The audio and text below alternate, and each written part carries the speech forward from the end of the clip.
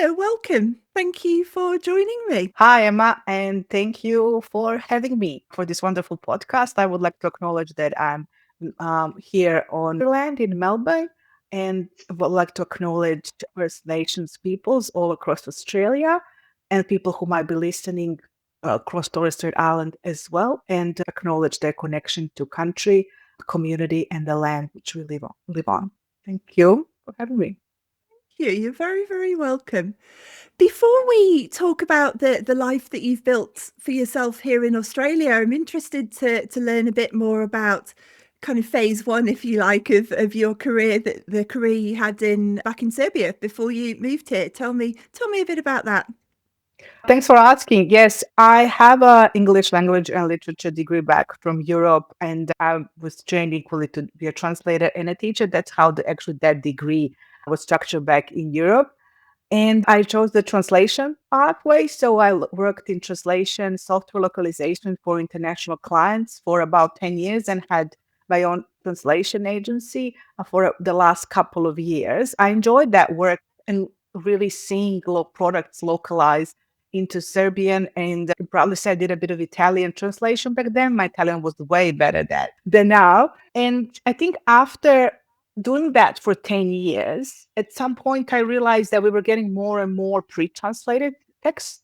It was Google translated. It was, of course, horrible and below any standard, but it showed that we were treated more as proofreaders rather than translators. And I didn't like that. And I saw them kind of, there was this kind of pattern that we are there to fix rather than translate from the start.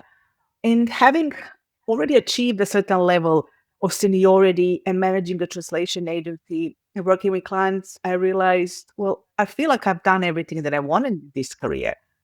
And alongside my translation and localization career, I started writing a travel blog. And that travel blog was focused on, I was at the time single, so I was just single women traveling. And it started really with a small text about Sicily and how I went there to couch surfing. And people started asking me questions, how did that come about and how brave I was to do that. And I was just thought it was a fun idea.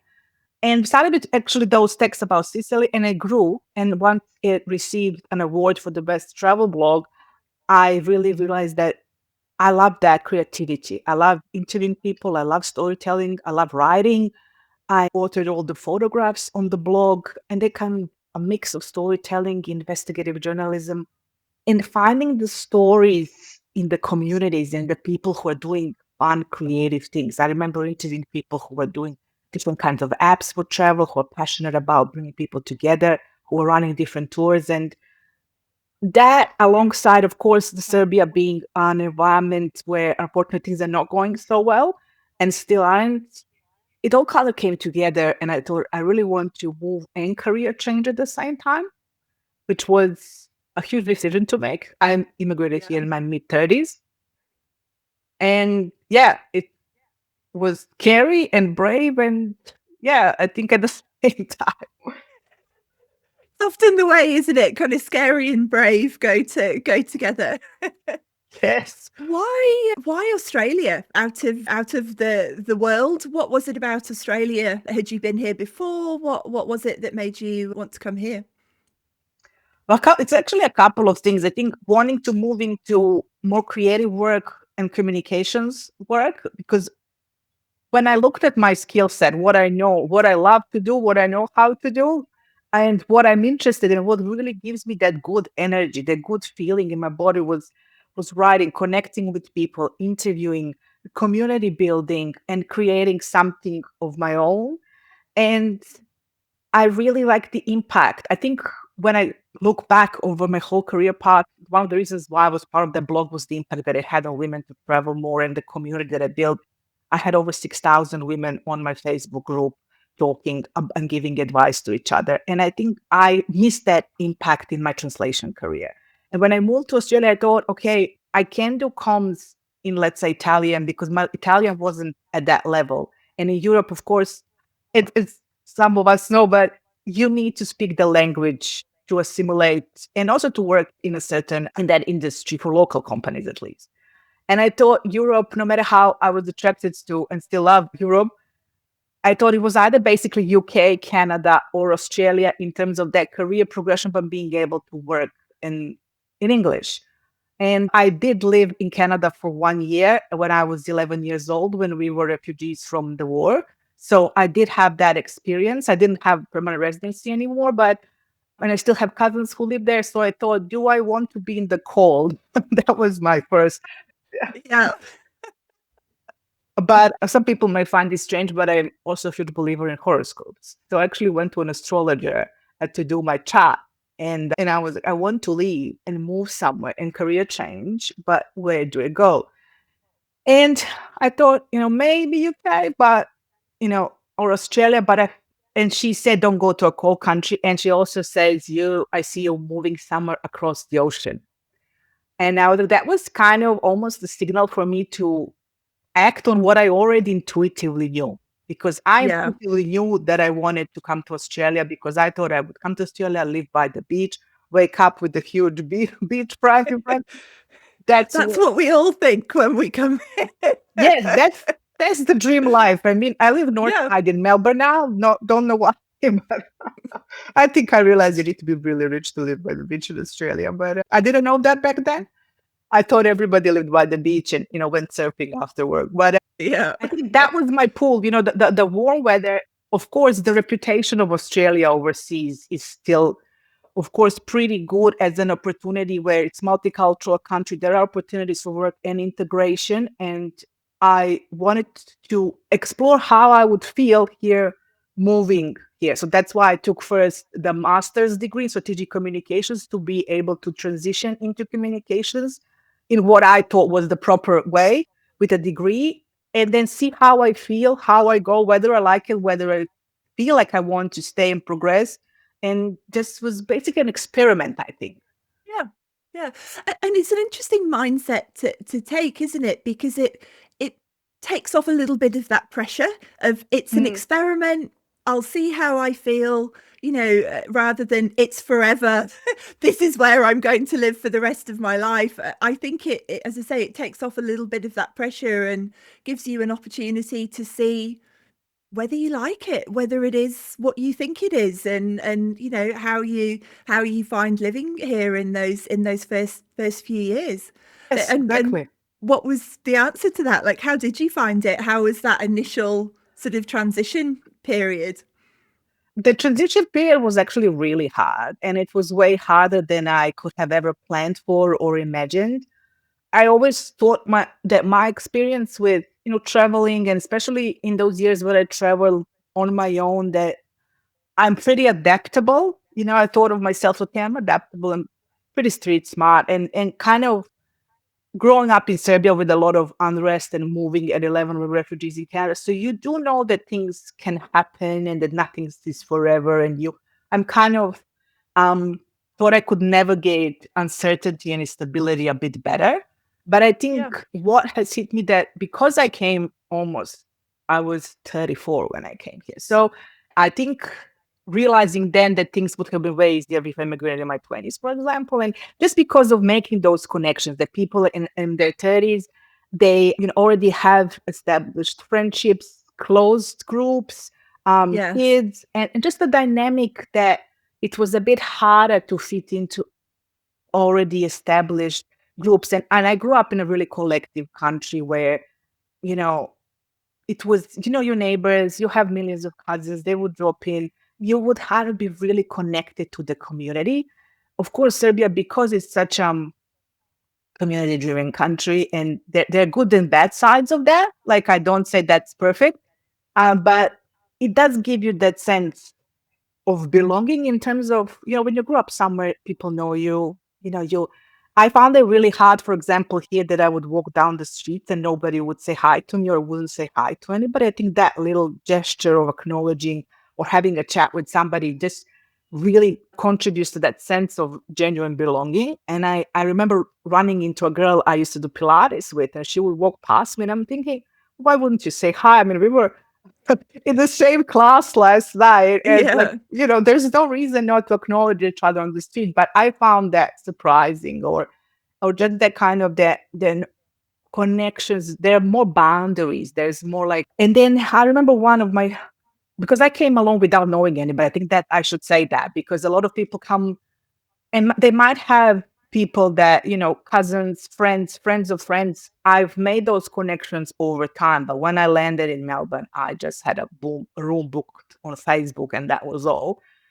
And I think starting from scratch was hard. I did meet over time wonderful people, both through my masters, through the university, through the communities, people from the groups from Europe region, and Australians who were also willing to help. And even an invite for a barbecue or a brunch for a walk in the park, I think matters in those really early days where you don't even know Yeah. where you are or what you're doing. Yeah, it's a really interesting point you make about moving when you're a little bit older. I think I was probably about the same age when I moved here. I think I was Mm, 35 maybe, but yeah, 34, yeah. 35. And it is different, I think. As you say, I think people are more kind of established probably in their own lives. And Mm, whereas if you're, I don't know, in your early 20s, kind of everyone's finding their footing at the same time. I think it does. I think it does make a bit of a difference. I know I moved to London when I was in my mid late 20s, and that was probably easier in some yeah. ways, because I think it's a community where obviously there are some people who live in London who are from London, but a lot of people who live in London have gone there specifically because they want Yes. to live in London. So there's a lot of people that are in the same boat as you. Whereas Yes. here, and certainly when I moved here, 14 and a bit years ago, 14 and a half years ago, that wasn't necessarily the case. As you say, there were Mm, people who had grown up, friends from school, university, and it is harder to kind of, I guess, break into those circles a mm, little bit. And I think it's something that people don't really talk about, this idea of how to make friends when you're an adult.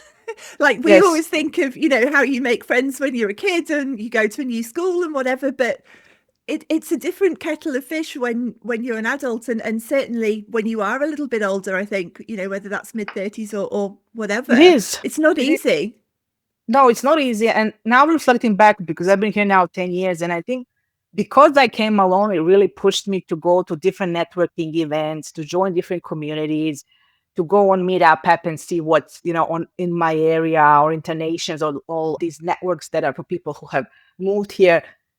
I think what I found in different communities, that, for example, if women immigrate with their partners, or have a kid, or couple of kids, that even tend to be more isolated. There's statistics that migrant women are actually have more difficulties finding employment than migrant men, because if it was only one partner who would work from the migrant family, even if they were highly skilled, it would be the man working.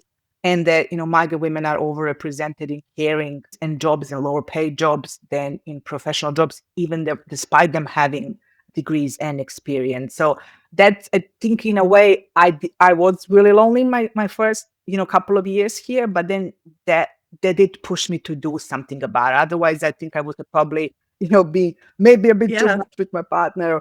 And that, I think, does create pressure on both sides, because if the one is not working, then the one has community to work or Yeah. sports or something, and the other one doesn't. So I think that was good and bad in the same way.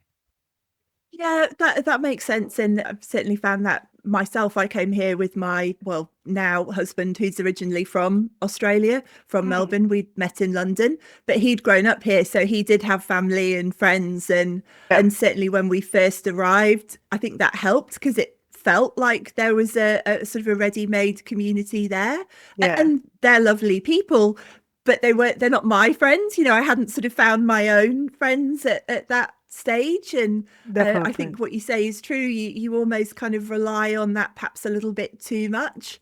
And for me, it wasn't until I actually started work that was the thing that I made friends and kind of got my own tribe, if you like, Yes. through work. And if I hadn't have had that, I don't have kids, but perhaps if I had been at home with kids, I think I can see that I would have really struggled, because that Yes. work avenue was my way of meeting new people. And it's interesting what you say. Yeah. I think, as you said, both brave and scary to move on your own. but I think there are certain advantages, as you mentioned, because it probably does give you that extra push of, if I don't get out there and find a way to kind of make these connections and meet people, Yeah, then it's just not going to happen. it does. It does give you that courage, and it does give you, that confidence boost. I think when moving abroad, it does. You need to be kind of certain of your own skill set and know what you know and what you Yeah, can offer to be able to move abroad, and know that your skills are transferable. I found that sometimes even today, job interviews 10 years after, that I have to explain this.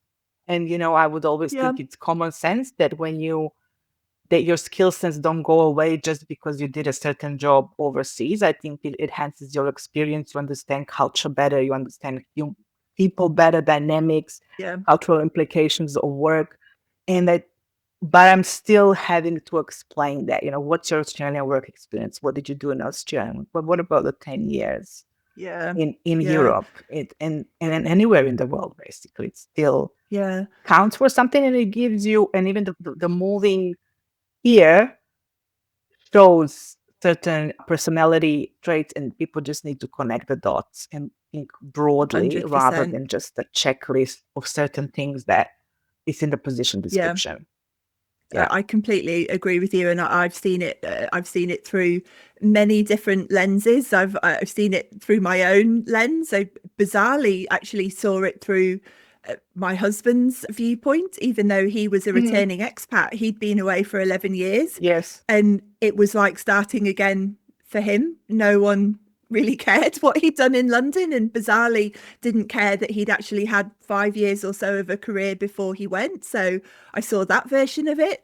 I saw it multiple times in my recruitment career where, I would be putting forward international candidates and really kind of like being super excited by this international experience that they had and saying, look, isn't this amazing? They've perhaps worked in this e-commerce business in the UK Yeah. where the scope of what they have done has literally not been seen in Australia because the market is just so much smaller. And instead of the client being excited by that, they were kind of like, oh no, where's the local experience? And I was Mhm. stunned the first few times I heard that, and it became a bit of a mission for me actually in my Yeah. recruitment days and still now to really try and bridge that gap, because it just seemed like such a loss that we weren't recognizing, and such a loss of the experience of talent that we weren't really utilizing by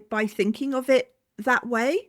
And Yes, the I point you agree. made there, yeah, the point you made there about kind of connecting the dots and common sense, I think that is so true, because I think you do assume that the person is going to connect the dots and that it's common sense that the thing I did for 10 years, I still have those skills. They didn't disappear on the aeroplane. But Yeah. what I have come to learn is that you do actually have to connect the dots for the other person, that they're Yeah. not going to do it for themselves.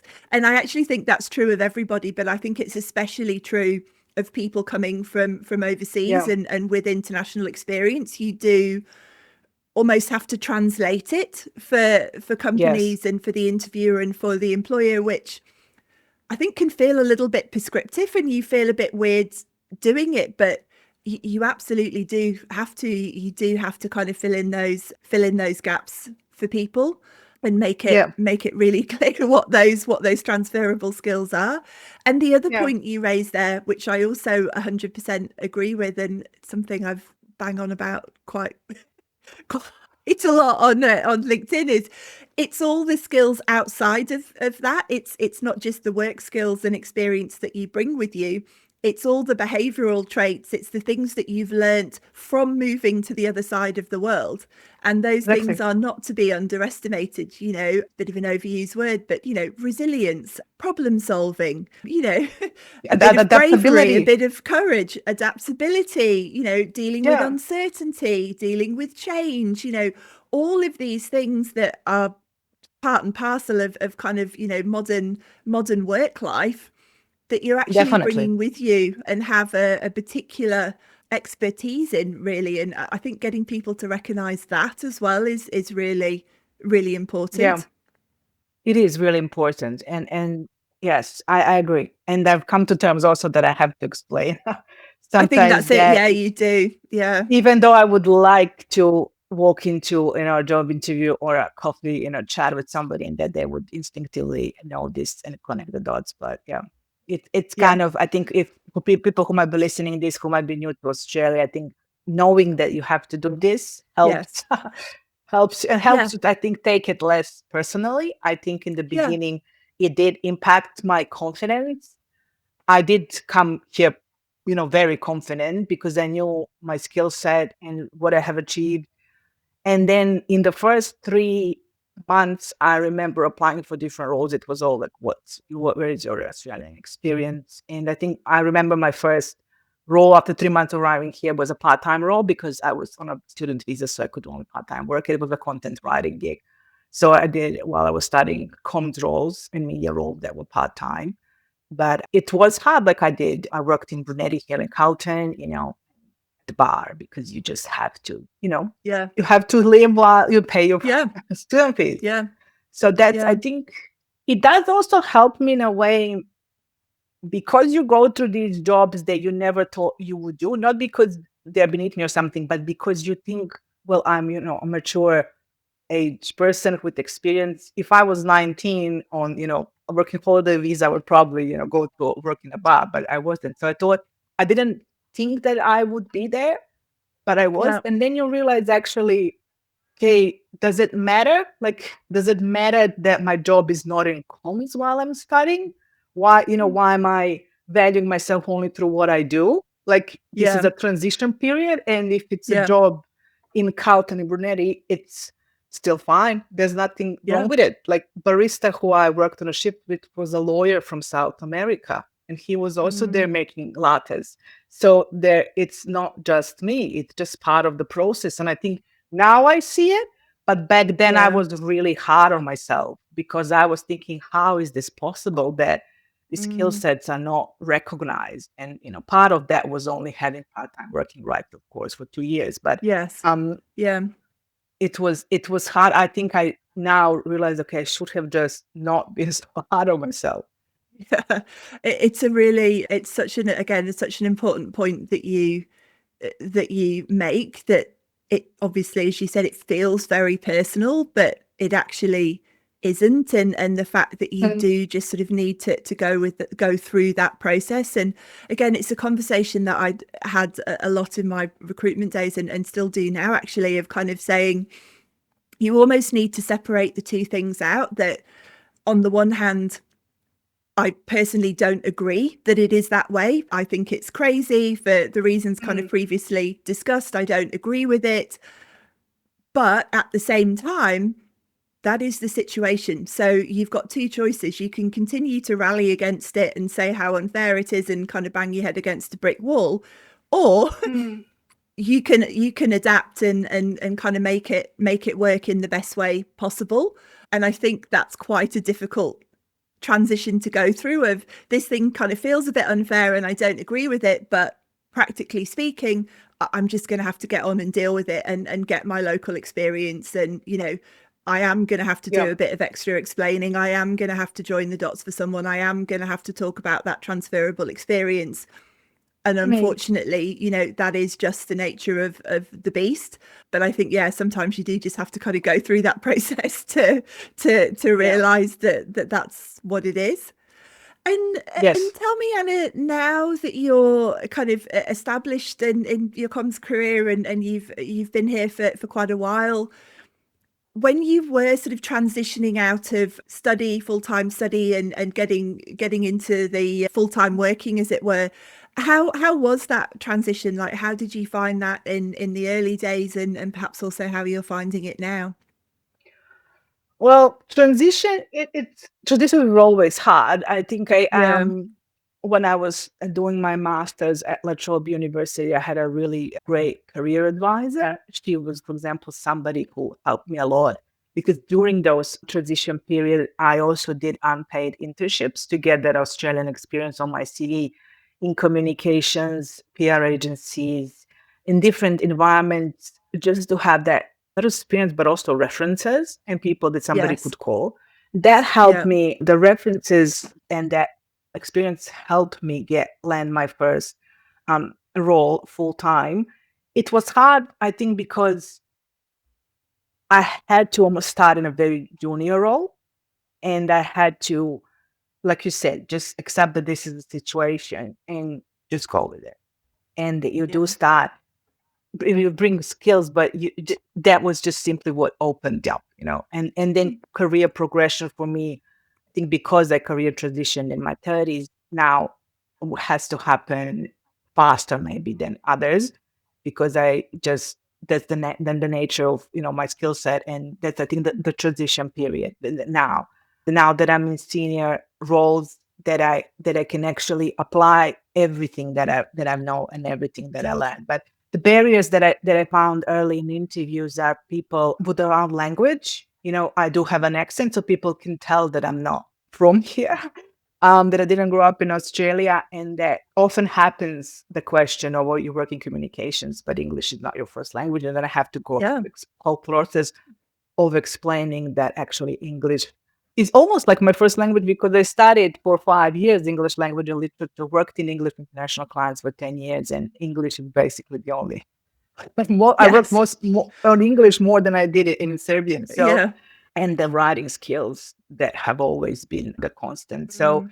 I needed more to prove my skill set early in those days. While Yeah. sometimes I was talking to some of my friends from who are looking for work at the moment and saying that this is on a kind of a barrier that when you're a migrant, you have to go kind of that's English is also questioned. While for somebody who might be like UK or States and also comes, that is not a barrier that they need to Yeah. overcome. Yeah. And I think now hope that, in my career, I will be in a position to remove those barriers for somebody and to, open more doors. And, personally in my career, I think I never liked the phrase fake it until you make it. Like I was never that person. I think, learn until you make it, adapt, ask who can I meet? What do I need to know? Where do I need to be? What else is missing? What am I not seeing until you make it? So that's, I think, for me, a mindset that has helped me progress in my career over the 10 years and find senior roles. And around the networking part, people say, "Oh, your network is your net worth," but when you land in a country where you don't know anybody, your Yeah. work, your skill set, what you have, your personality, and your adaptability to actually say, "Okay, how I'm going to survive here, but I'm going to survive. I'm going to thrive here. What do I need to do?" Yeah. So, and build those networks and people skills. So we can't assume people have networks or have influential networks, so that everybody in the network wants to help or can help.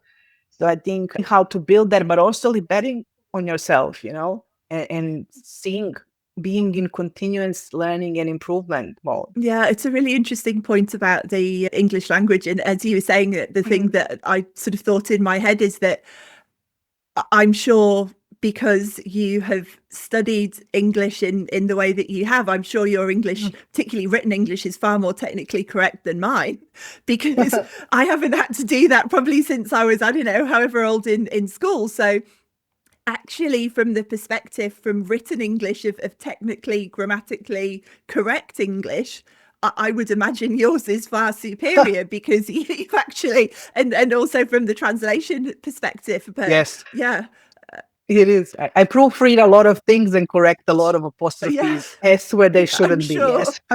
Yeah, I'm sure. Yeah, I have to say I've no idea and still get that wrong even to this day.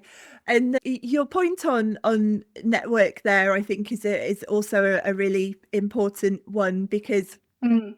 I think it is, again, it's just the nature of the beast. When you arrive here, you don't know anyone, and you do have to kind of start from scratch with building network Mm. and community, and you've just got to be Yes. super proactive about it. It doesn't happen by accident. Sure, you'll meet a few people here and there by accident, but to actually really build and a little bit to kind of play catch up because you haven't had that first whatever 20, 30 years of Yes. friendships, that you do have to kind of fast track a little bit of that and be really proactive to make that happen for yourself. Yes, And definitely. it's interesting. It's one thing I did find when I arrived, that in comparison to moving to London and not knowing anyone, people in Australia I found are far more open to helping you. That they're far more open Mm, to, yeah, let's grab a coffee. You have to ask, and you kind of have to put yourself out there. mm, But when you do, I have found, are far more likely to say, sure, we can have a chat. Let's have a yeah. coffee. Whereas in London, you just wouldn't do that. Like it just wouldn't happen. I Yeah. didn't know that. No, I think, well, certainly that was my experience Mm, of moving there, and maybe it's because I was a little bit younger and I probably wasn't so aware of kind of proactively building network mm, at that time. But yeah, my experience, and actually I did work in recruitment for a little bit in London, a couple of years in London, and yeah, mm. people just don't want to talk to you. Very reluctant to talk to you, whereas they say here people are a little bit more open, certainly to that initial kind of outreach, Yes, that initial interaction. I found that was that's certainly yes. certainly my Yeah. experience of it. Yeah, and I do know that this is not easy for everybody. I think there is almost this cycle of, you know, of course, being an extrovert and introvert. If you're people who are more introverted, it's hard, but it's even harder. I think of myself as an extrovert, but even then, it was hard to walk into a room where you don't know anybody. And I remember in my early days, we can't, forget the impact of finance on being able to network. I remember there were a lot of conferences, a lot of events that I would have Yeah, loved to attend that were in communications, but people who were in my position were never considered. And that's why something today I really advocate and look for that there should be as allocation of tickets for people who might be mm, newer migrants in that yeah, industry, or who might be in a lower socioeconomic income from any background, because yeah, that those are the people that actually need those networks and need and want to hear something, and they can contribute significantly to the topic. But a lot of events are priced really high, and conferences yeah, that there is a barrier to access in terms of those professional networks. yeah, So that's something that I've identified even back then, and probably would have built even stronger relationship, but there was simply no funding mm, on part-time working rights to pay for hundreds of dollars for a conference. yeah. It's a really good point. As you say, a lot of those conferences, some of those ticket prices are crazy. I Yeah, mean, exactly. even a lot of them are in the thousands of dollars. I think the assumption is just that someone's employer is paying for Yes, that. that Even is then, it true. seems like an awful lot of money. But as you say, there's a lot of people who could still contribute and want to be there and just aren't in the position to be able to do that. I wonder, Mm. are there certain events where they do that, where they allocate a certain percentage of tickets to people who either aren't working yet or are coming out of uni or aren't able I to think fund there's more and themselves? more. Certainly with Yeah, migrant women groups, there are yeah, events that have a statement in the end that if the cost is a barrier to access, to email them and get a ticket. yeah, And that's something that's great to see. I think it's becoming more and more common with the more community-based events, but I think if it's yes, industry or corporate, I think I would still like probably to less see it so. more happen than less Yeah, so, and just change that mindset of rather than who is in the room, who's not in the room and why, and who could be in yeah, the room, but with price that or we're not even thinking about securing access in the room. And it is the cost, because costs can easily be covered by a sponsor or other ways. So that's, I think, yeah. a problem that can be solved very easily if people want it to. Yeah, Yeah. it's a really good point. One of the other things we touched on, and just wanted to talk about it in a little bit more detail, we mentioned the kind of the impact of loneliness Yes. when you first arrived, and I know that that's something that's kind of driven you and led you to be something of an advocate in that space and start to build community for other people Mhm. who are, you know, going through similar things. Tell me a bit about that. Tell me a Yeah. bit about the work you're doing in that space. Yeah, thank you. Well, I think through my own experience of migration and loneliness and that barrier, like I said, to connection and being in the room, like people say, I started first writing about it. So I contributed to two books. I might quickly show you and Sure. the people who are watching. So one is Undefeated, and this is 90 migrant women sharing their journeys. There are 118 stories here, and migration and women's experiences of migration are they're incredibly deep, they're incredibly profound. It's a great book to have, and people can find it on my website and online. And this being part of storytelling and is not what I only what I do, but what I love. But reading these stories actually really helped me feel that it wasn't just me and that my Yeah. experience wasn't isolated.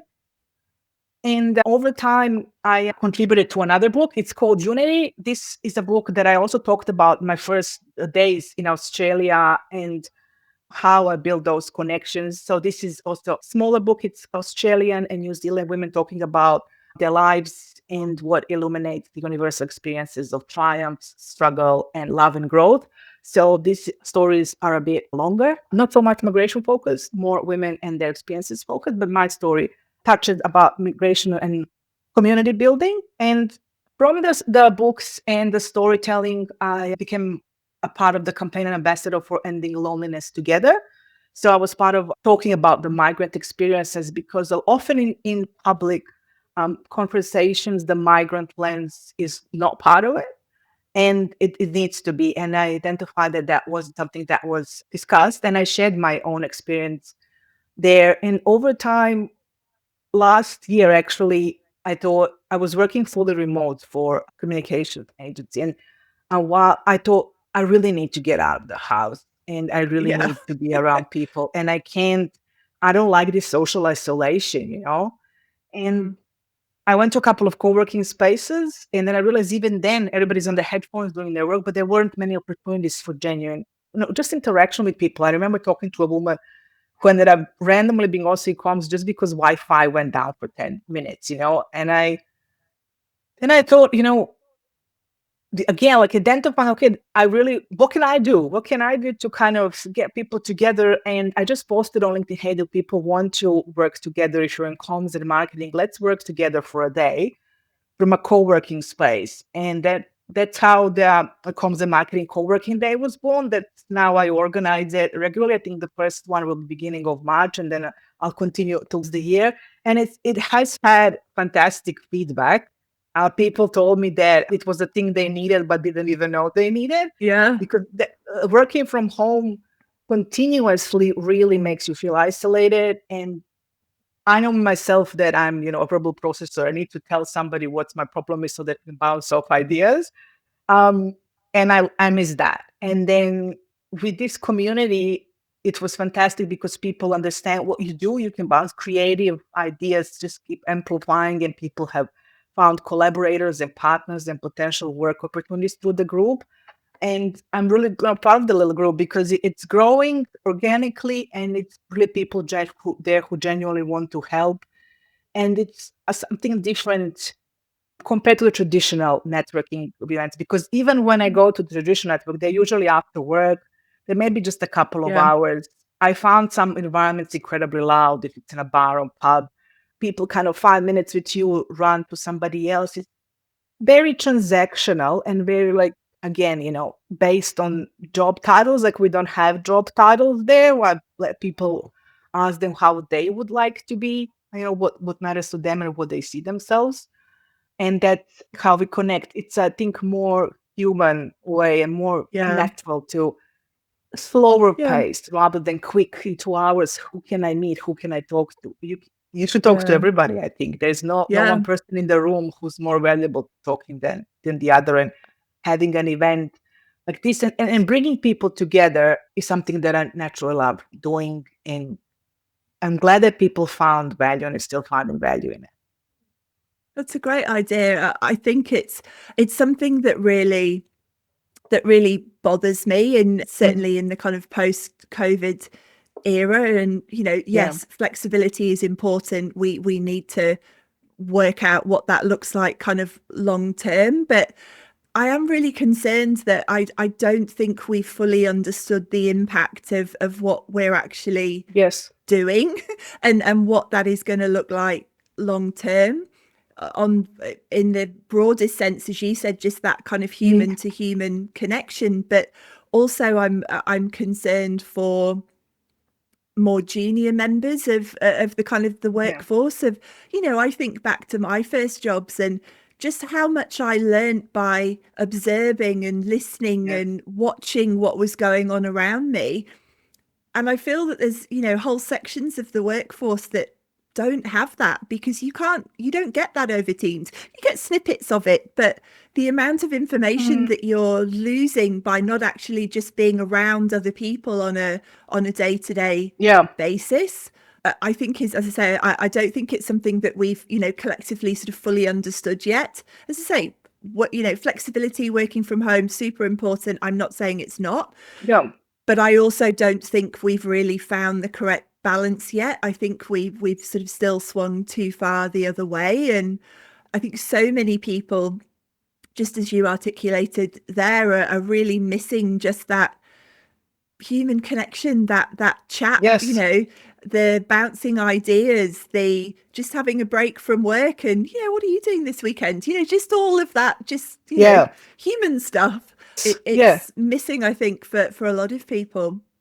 It is missing. And I also agree with you, working from home, especially for us, different, if you need to really strong focus and you need a quietness and, having that adaptability to also sense check when is a good day from home and when it's good day in the Yeah. office. And this co-working day is really a good opportunity to, because everybody's in the same or similar industry, there's already an understanding, that Yes. that you get that support, and just walking into a room and there's 20 people ready to have a coffee with you, or chat or lunch, that you can reach out. They're part of the same group, and you walk out with 20 contacts, so maybe even more if the event grows. I don't know, Yeah. but you just have somebody to text and say, hey, I have this Mm. idea. What do you think? Or what are you working on? How can I help you? Who Yeah. can I introduce you to? It's about that giving and asking at the same time. I think that's really important. Yeah. That's great. I'll share the details of that along with those two books that you mentioned Thank in the you. notes. So for anyone listening or watching, it'll be in the notes. Thank you. Yes, I've been sharing mostly through LinkedIn. It's filled out so quickly, but I actually need to sit down this weekend and properly update on my website, and so people can go to the website and see all the details. Yeah. Right. Final question, Anna, and it's always the final question here, and that is, what do you know now that you wish you knew then? Oh, that's a great question. I think there's a lot. What I've kind of recently realized is that getting career advice is great, but you need to get career advice from the right person, and people who share your values and share the same motivation and drive, and people who are already somewhere where you would like to be in a couple of years. And this sounds like common sense, but for me, sometimes I thought maybe if somebody's in a more senior role that, getting advice, but over time I realized we're not motivated by the same things. I had somebody tell me, about certain roles to, consider them or take them because they're good brands to work for. But then I realized my values are actually about culture and impact, and how will I feel actually going in that environment every day? Good brand on your paper, is it really in everyday life? So Yeah. I think substance really matters to me. And then kind of realizing that asking for advice is great, but knowing that the person who gives that advice is someone who also understands where you're coming from and what do you need out of your career, and not just speaking from their own perspective, and being able to kind of provide the good advice that you need, not just any advice. Yeah, I think your point there, I agree, and I think your point there, particularly around values, is really important, because I think particularly in marketing, the one you touched on there, you hear all the time of, oh, you should have X, Y, and Z Yes, brand on your CV, or it's a great brand. And okay, it might be as a consumer, but what's it yeah, actually like to work there? And if yes, it's not a great place to work, if it doesn't fit within, as you said, your values, or it's not a culture or a structure that you do your best work in, it doesn't matter yes. what it looks like on your CV if it's going to make you miserable every day. I agree. I Yeah, agree. That's something's really hard to tell early, but I think that those are the I think, yeah. conversations, for example, that people need to have before saying yes or no. I am sure that you help with your clients a lot with those kind of guidance that it's not just about the brand or a polished website No, or a great LinkedIn, or it's about the how does it actually look day to day, and what does success look like for individual yeah. personally. Yeah. And I think sometimes it's almost one of those lessons that you have to actually experience it to truly learn it. I think it's Yes. been true across, I don't know, however many thousands of people I've spoken to over the years, that the ones Mm. that truly prioritize culture above anything else are the ones who have experienced a really bad culture and actually know in their bones what that feels like. I've done it Yes. in my own career, and from then on, you approach it very differently. And it's not just a lip service of, oh, culture's really important to me. It's no, it's these elements, and people kind of really, Yeah. really Yeah. drill down Yeah. into it. I agree. And working in comms and having so much experience across internal, external, it's about, what does a person who goes to a barbecue say about your company when Yeah, somebody asks them? And that's the yeah. culture. Will they say, hey, that's a great role, go apply. I work there. It's amazing. I love it because Mm. of this. Or do they say something else? And Yeah, that's the real test of culture, the pub yeah. check, what they say. Yeah. Absolutely. Yeah, it's a good one. Not the things that they've written on the boardroom wall. Yeah. No, it's no. it's what the people that work there say about it. And I'm trying to remember the exact phrasing, but I loved it when I heard it, that culture is the behavior of the people that work there. That's Yeah. actually what culture is. So yes, it might say integrity on the wall, but if no one's behaving with integrity, if people aren't, demonstrating that on a day-to-day basis, then it doesn't mean anything. And I think it's quite an interesting shift to think about culture as actually behavior rather than these, words that kind of float around. Yeah, yeah. It all comes down to that human relationships and values Mm, and behavior and how we treat each other every day. Yeah. absolutely. Thank you so much, Anna. I've really enjoyed the conversation, and I think we've covered a lot of ground there, and a lot of things that I think will certainly resonate with other people that have come from overseas, and even if you're born and bred in Australia and have been here all Yeah. your life, hopefully some interesting insights and seeing things from a slightly different perspective. So thank you I very hope much. so. Thank you for having me. I hope it will resonate, like you said, with your audiences. And like you said, I know that even returning Australians who lived overseas do also Absolutely. struggle with loneliness and Yeah. isolation and finding work. And I hope the people who might be managing people from multicultural backgrounds will find also this useful, just knowing and understanding what their team members have gone through and how to best support them in their roles and encourage them to thrive. That's also important. And I'm happy, of course, to connect with people who want to chat further, because now it's my time to give back and support others. That's great. Thank you. Thanks so Thank much. you so much, Emma. Thanks for having me.